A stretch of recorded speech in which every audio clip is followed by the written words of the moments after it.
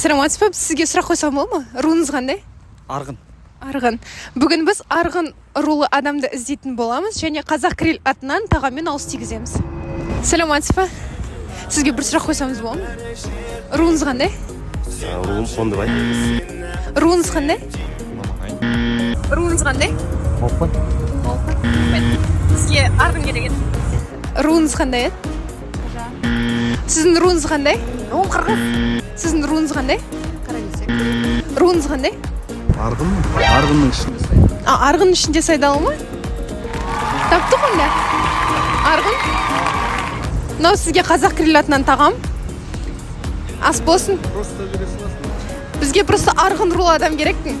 Іздеу жүргенбіз. Иә. Рахмет.